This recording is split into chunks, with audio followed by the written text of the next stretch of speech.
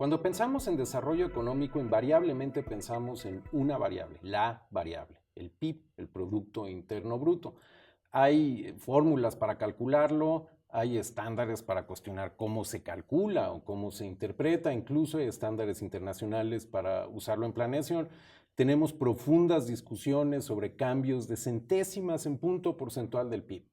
Si el PIB sirve para planear el desarrollo económico, eso es otra historia. Hoy nos sirve para contrastar el desarrollo económico con otro tipo de desarrollo.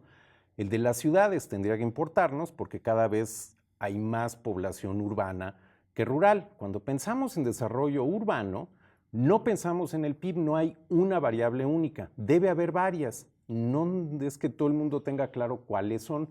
Hay estándares internacionales, crucialmente, hay acuerdo respecto de cómo juntar evidencia empírica para tomar decisiones de planeación en desarrollo urbano. No armamos grandes discusiones si cambia un poquito la superficie de cobertura verde, por ejemplo, o de suelo de conservación. Tal vez deberíamos hacerlo. Hoy, por eso, en simbiosis con la sociología, con la ingeniería ambiental, con todas las ciencias que se puedan, Ileana Villalobos nos va a ayudar con una pregunta engañosamente simple. ¿Se puede planear con ciencia el desarrollo urbano? Mari Carmen Clement mira el caso concreto de la Ciudad de México, a la cual llega un nuevo gobierno inusualmente cargado de científicas en el gabinete, empezando por la jefa de gobierno, Claudia Sheinbaum.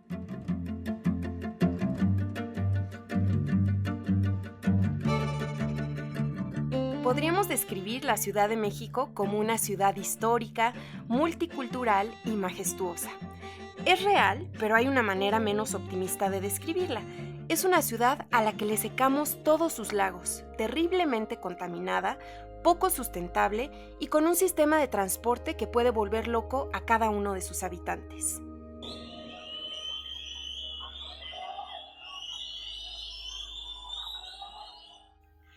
Estos problemas son en buena parte la consecuencia de haber tomado decisiones sin razonamiento científico.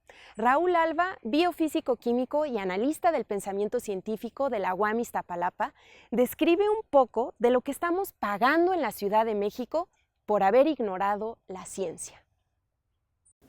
¿Por qué traemos el agua de otros lugares? Porque el agua que había la secamos o la sacamos porque la ciudad se construyó sobre un lago, desecamos el lago y eso ha provocado efectos como el incremento de los daños por sismos o un aumento en la temperatura promedio de la ciudad. La ciencia no suele estar en la mesa cuando los políticos toman decisiones, pero parece que por primera vez existe la posibilidad de que sea diferente. La nueva jefa de gobierno, Claudia Sheinbaum, y varias personas en su gabinete son académicos y científicos. El perfil de Claudia Sheinbaum no solo es diferente a lo anterior, es casi insólito. Es licenciada en física, maestra y doctora en ingeniería energética por la Universidad Nacional Autónoma de México. Ha estado a cargo de decenas de proyectos, sobre todo relacionados con energía. Varias de sus publicaciones son junto con el doctor Omar Macera del Instituto de Investigaciones en Ecosistemas de la UNAM, quien conoce a Sheinbaum desde la licenciatura.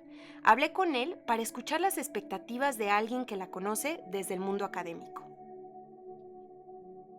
Pero me parece que va a ser un muy buen papel. Aparte, yo creo que el gabinete que ha elegido también es de gente muy capaz, ¿no? Y creo que esta vez Claudia nos puede demostrar o nos va a demostrar la importancia de que estos gabinetes sean más de gente preparada, ¿no?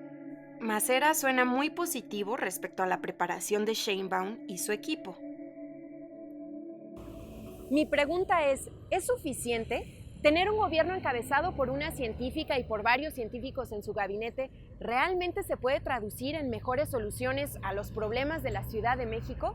Primero hay que definir lo que deberíamos entender por pensamiento científico en el gobierno. Que las personas que toman decisiones en materia de política o en materia de actos que impactan a la sociedad por parte del gobierno se basen primero en evidencia científica, en hechos verificados por la ciencia. Para lograr eso, tener científicos en el gobierno parece ser un buen paso. ¿Y en qué sería útil la formación académica de Claudia Sheinbaum para resolver problemas de la Ciudad de México? Se lo pregunté a Omar Macera.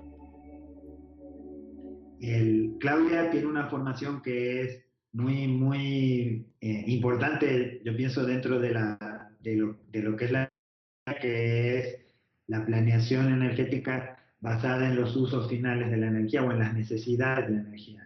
No tanto en dar energía per se, sino tratar de entender para qué necesitamos la energía y entonces vamos a encontrar los mejores medios para resolver esas necesidades, ¿no? De transporte, de iluminación, de cocción, de calentamiento de agua, ¿no? Pero el nuevo gobierno se va a enfrentar a una ciudad con muchos problemas, no necesariamente relacionados con energía. Raúl Alba y Omar Macera consideran que el pensamiento científico es muy importante más allá del área específica de formación. Entonces es un pensamiento científico, pero un pensamiento científico también crítico y interesa o donde la realidad se ve desde este punto de vista más sistémico, ¿verdad? Y de una forma interdisciplinaria, incluso participativa. Permite entonces una mayor factibilidad de toma de decisiones con base en ciencia y que se de alguna manera mitiguen la influencia que tienen los intereses económicos y de grupos políticos de implementar sus propias ideas. Para entender la utilidad de la evidencia científica al hacer políticas públicas, me voy a enfocar en uno de los grandes problemas de la Ciudad de México, el transporte. La ciencia claramente ha servido para definir la magnitud del problema y comprenderlo. Por ejemplo, sabemos lo mucho que contamina. Según el Instituto Nacional de Ecología y Cambio Climático, en 2013, el transporte contribuyó con 26% de las emisiones totales de gases de efecto invernadero a nivel nacional y además es ineficiente. De acuerdo con el Instituto Nacional de Estadística y Geografía, el INEGI, de los viajes realizados por los capitalinos para ir al trabajo, 6 de cada 10 tardan de 31 minutos a 2 horas. Lo que no queda tan claro todavía es cómo el conocimiento científico puede aplicarse para resolver un problema de esta magnitud, es decir, cómo se puede transformar en políticas públicas. Aquí estoy parada ante un ejemplo que inició en la ciencia y terminó siendo una política pública. Estos señalamientos en las puertas del metro, que son relativamente recientes, tienen como objetivo mejorar el comportamiento de los usuarios para que el metro sea más eficiente. Estos señalamientos están fundamentados en matemáticas. Fui a hablar con el líder del equipo que generó este proyecto, el investigador Carlos Gershenson del Instituto de Investigaciones en Matemáticas Aplicadas y en Sistemas, IMAS, de la UNAM.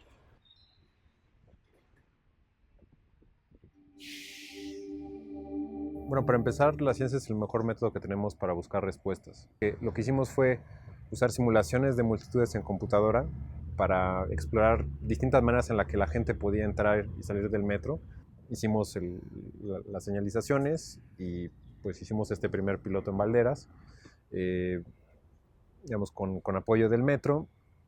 Y como fue un éxito, pues el metro ya adoptó esta solución y ya empezó a implementar en muchas otras estaciones estos señalamientos.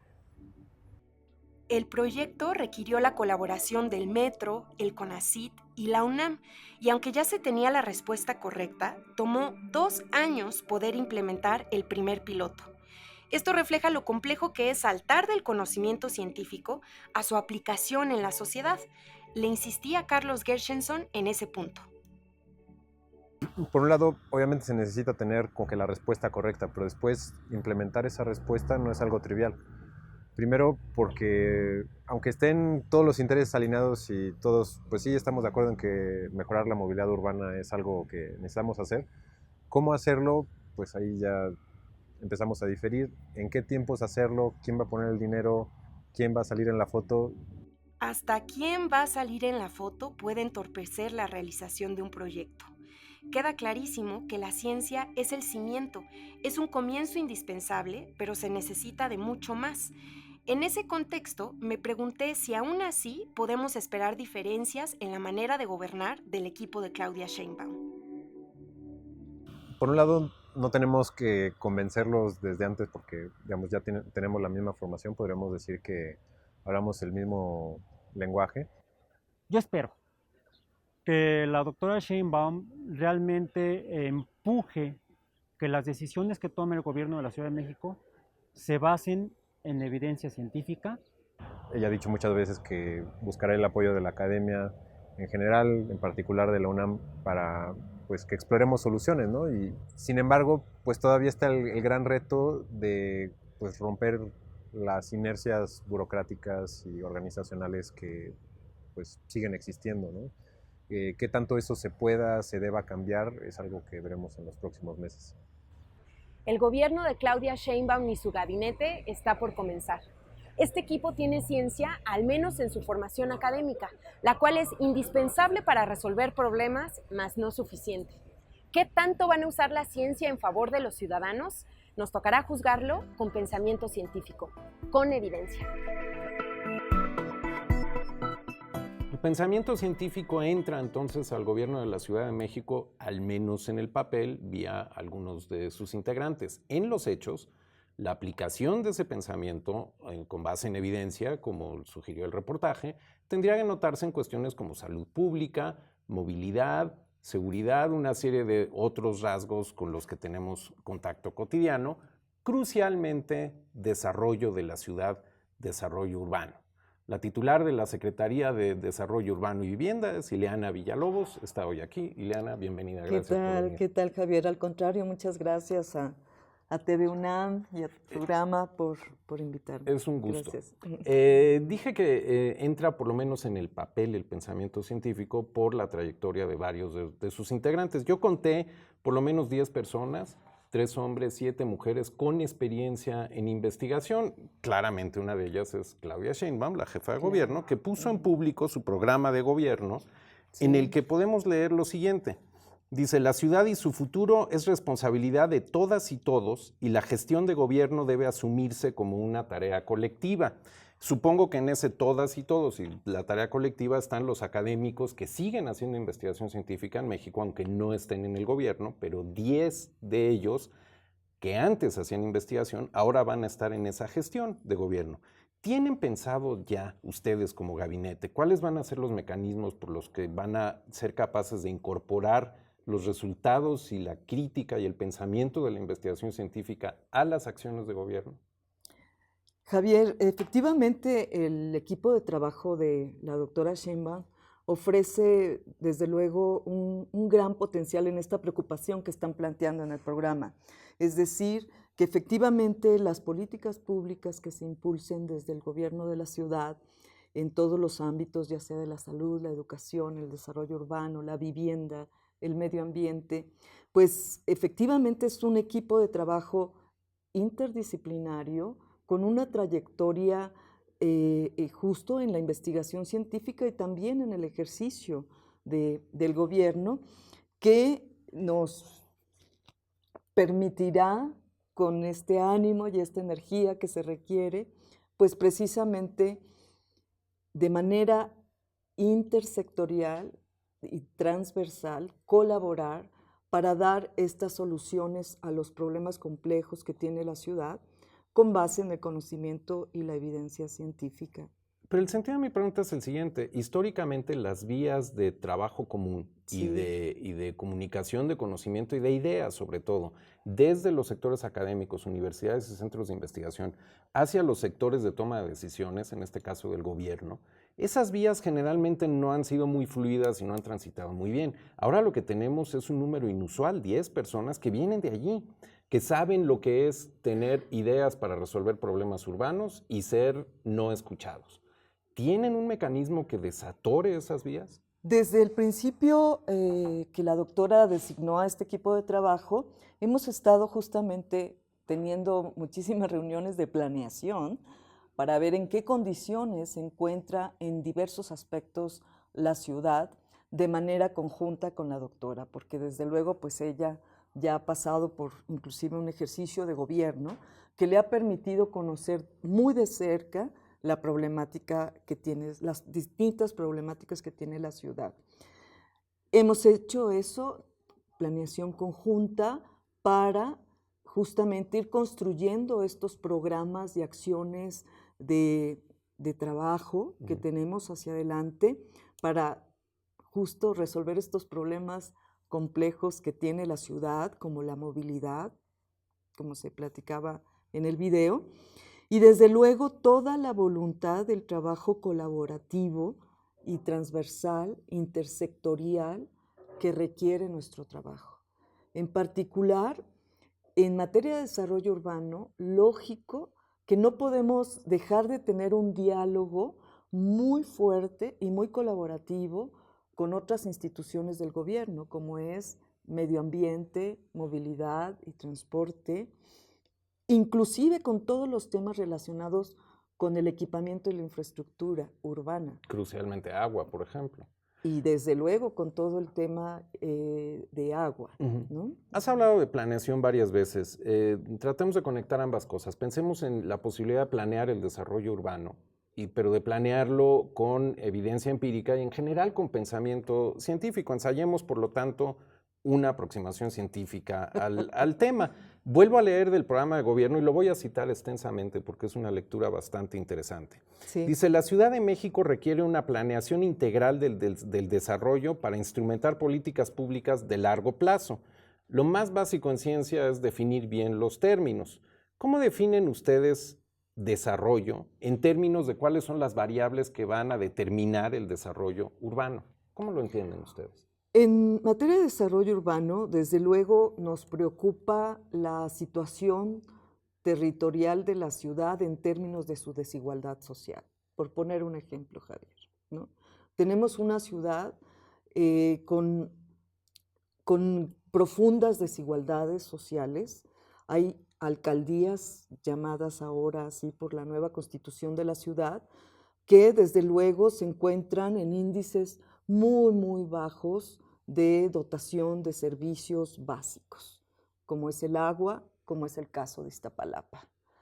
Entonces, cuando nosotros hablamos de una planeación de la ciudad, desde luego estamos mirando conjuntamente el territorio para proponer desde el ámbito que le toque a cada quien, desde luego considerando el conocimiento que ya se tiene, porque hay un amplio conocimiento territorial de la ciudad, o sea, de lo que está pasando en las diversas alcaldías de la ciudad. Déjame interrumpirte allí en que ya hay un amplio conocimiento, porque tú estuviste más temprano este año aquí en TV UNAM, en Observatorio Cotidiano, y allí dijiste que tenían como tarea antes del 5 de diciembre tener ese diagnóstico. ¿Ya lo hicieron?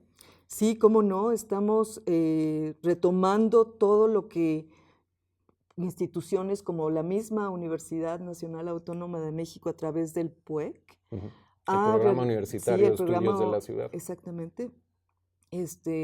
Nos hemos auxiliado y hemos estado retomando todo ese conocimiento que el PUEC ha generado, sobre todo en el tema metropolitano. Ahí tienen una experiencia de investigación y de conocimiento muy, muy amplio que seguramente nos va a seguir sirviendo de base para la adecuación de políticas públicas relacionadas con el territorio. Ok, uno de los indicadores más claros de desarrollo urbano tiene que ser, sobre todo en una ciudad como esta, movilidad y aire.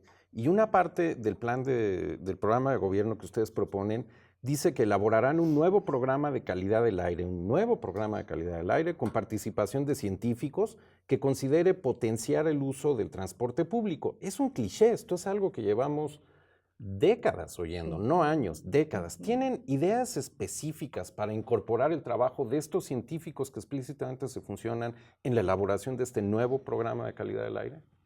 Bueno, ese es un ámbito del medio ambiente. Desde luego, desde el desarrollo urbano, vamos a colaborar de manera muy fuerte en todo el tema relacionado con los usos de suelo, Javier. Sí, yo entiendo. Porque está realmente... Entiendo lo que dices. La calidad del aire y los problemas de calidad del aire, de movilidad, hoy en día están directamente relacionados con la forma en la que hemos venido ocupando el territorio de la ciudad. Y ese es mi punto, está todo entrelazado. Si pensamos Exacto. simplemente en territorio, que es algo que explícitamente está dentro de tu ámbito, y vamos a hablar de suelo de conservación hacia el final, por ejemplo. Sí. Pero eso no se puede separar de aire, y no se puede separar de agua, y no se puede separar de movilidad, ni de las desigualdades que mencionabas. Por lo tanto, todos ustedes van a tener que tener una especie de filosofía común. Yo te preguntaba por el hecho, lo digo desde el aire porque esa fue la cita del programa, pero en términos generales esto tendría que ser aplicable a todos los otros ámbitos. Claro. ¿Vamos a ver un cambio cultural en la forma de hacer gobierno que nos permita reconocer que efectivamente la información científica está informando la toma de decisiones que ustedes tendrán que hacer? Estamos muy comprometidos con ello, definitivamente, porque somos personas que sabemos que el conocimiento es básico para poder tanto diseñar la política pública como instrumentarla y evaluarla, Javier. Que esa va a ser la otra parte en donde la investigación científica nos tiene que dar, nos tiene que seguir dando luz para conocer exactamente cómo vamos, cómo estamos, si efectivamente las políticas que se están instrumentando son las adecuadas y las que están apegadas a justamente resolver los problemas concretos de la sociedad. Pongamos a prueba una de esas cosas con una de las instancias del programa de gobierno en donde son muy específicos. Dice que destinarán al menos 1,000 millones de pesos anuales a los propietarios de las tierras del suelo de conservación para ampliar los servicios ambientales que brinda. Para que nos entendamos, la ciudad no es todo avenidas y semáforos y perisures. Tiene también grandes áreas de eso que se llama suelo de conservación que proporciona servicios ambientales que inciden en calidad del agua, calidad del aire, calidad de vida en general. Y ustedes son muy específicas, 1,000 millones de pesos anuales a los propietarios de las tierras. Esa cifra que eligieron ustedes para ser así de claras, ¿resulta de un análisis científico previo? Desde luego la doctora Sheinbaum tiene un amplio conocimiento sobre el tema porque fue secretaria de Medio Ambiente durante 6 años. Cuando Andrés Manuel López Obrador era jefe de gobierno, pero también así fue la delegada en Tlalpan, y Tlalpan, como ustedes saben, pues es una de las delegaciones que cuenta con una superficie muy importante de suelo de conservación, al igual que otras 9 delegaciones de la ciudad. Desde luego que con base en ese conocimiento, con base en el trabajo, Javier, también con las comunidades, los dueños o poseedores de estas tierras, que es muy diverso en la ciudad, se tiene un amplio conocimiento en el sentido de que no podemos perder ese suelo de conservación. Eso es estratégico en las acciones de política pública de cualquier sector en el que nos vamos a mover. Como parte del diagnóstico que hicieron antes del 5 de diciembre, ¿tienen una idea de cuál ha sido la tendencia histórica? Dices, no podemos perder el suelo de conservación. ¿Veníamos perdiéndolo? Sí, desde luego. ¿Y de qué magnitud ha sido la pérdida? Pues, aproximadamente. 800 asentamientos humanos irregulares existen hoy en día en la ciudad, ¿no? Entre estas delegaciones que te menciono, ¿no? Que entonces, cuentan con ese suelo de conservación. Asentamientos irregulares, pero el otro tipo de desarrollo urbano que hemos experimentado en años recientes también le ha pegado al suelo de conservación. De alguna forma sí, porque los desarrollos inmobiliarios o de otros tipos de estratos sociales, en algunos casos se han venido desarrollando en áreas de gran valor ambiental, como son barrancas o laderas de barrancas, etcétera, que desde luego tienen una influencia muy negativa en la preservación de estos servicios ambientales de los que tú hablabas. Y se nota, además, que eso es parte del asunto, que entre los indicadores de desarrollo urbano no tendremos un PIB, pero tendremos una noción por lo menos anecdótica cotidiana desde luego, de cómo es la vida en la ciudad, lo cual nos conduce a una especie de dilema filosófico que le pega a la planeación. La ciudad seguirá creciendo, queramos o no. Y el dilema es si crece verticalmente o crece horizontalmente. El crecimiento históricamente fue horizontal, sin planeación, y tenemos lo que tenemos. Ahora estamos viendo muchas instancias, son visibles, de crecimiento Sí. vertical, que densifica a la gente, se supone que tiene la virtud de que entonces puedes, si lo planeas, puedes hacer más eficiente el proceso de crecimiento. Entonces densifica la población, los servicios, la infraestructura y las áreas verdes. El programa de gobierno que he venido citando ya identifica ese problema. Dice, en los últimos años la ciudad ha tenido un crecimiento acelerado de edificaciones para vivienda, oficinas y centros comerciales que no ha sido acompañado por servicios y espacios públicos dignos o infraestructura para la movilidad. Y ustedes agregan que aumentarán y mejorarán las áreas verdes, un poco en oposición a esto, y dice, construiremos parques y otra infraestructura verde en las delegaciones con menor proporción de áreas verdes por habitantes. En ambos casos, la densidad es una variable clave aquí. Sí. ¿Conviene tener áreas verdes y en general suelo de conservación disperso por toda la ciudad en unidades de superficie pequeña o muy concentrado tipo Chapultepec? ¿Qué es mejor? No, disperso. Pensamos que, ¿Y esa es la tendencia que ustedes van a seguir? sí, que sobre todo estas zonas marginales que te comentaba, donde la condición en la que se encuentra la población, tenemos que elevar la habitabilidad en estas zonas. Efectivamente, el desarrollo urbano de la última década en la ciudad ha estado orientado por este crecimiento horizontal que es necesario, porque un recurso escaso en la ciudad, Javier, es el suelo para el crecimiento urbano. Entonces tenemos que ser muy estratégicos en el uso de ese suelo. Sin embargo, tampoco podemos pensar, y así ha sido, no solamente el conocimiento que nos aporta la academia, la ciencia, sino también la sociedad, Javier. Los habitantes de la ciudad han venido planteando desde hace muchos años que la ciudad no puede seguir creciendo de esa forma, con este tipo de desarrollos, en donde la habitabilidad está totalmente secuestrada. Y eso te dicen los ciudadanos, pero hemos venido perdiendo esa batalla, ¿cierto? Cierto, lamentablemente, se ha venido perdiendo esa batalla y tenemos entonces que seguir trabajando con la población para justamente regresar a un reordenamiento urbano, un respeto de los usos de suelo y una consideración muy, muy amplia respecto a las necesidades que la propia población está planteando. Y ahí regreso a lo primero que me preguntabas. La población está planteando no cubrir sus necesidades de recreación adentro de un edificio con una alberca.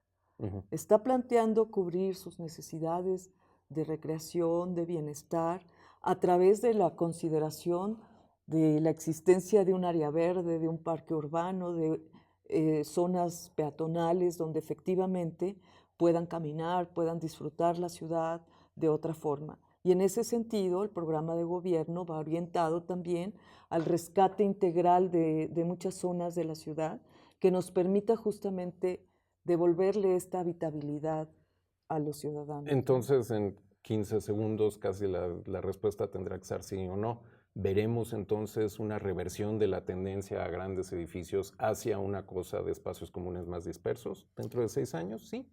Vamos hacia eso, Javier, hacia un nuevo ordenamiento territorial en donde toda la población pueda justamente sentirse ahora sí que a gusto con los usos de suelo y con las normas de desarrollo Ileana urbano. Villalobos, conservaremos esas palabras para verlas al cabo de un rato. Gracias por venir. No, al contrario, Javier.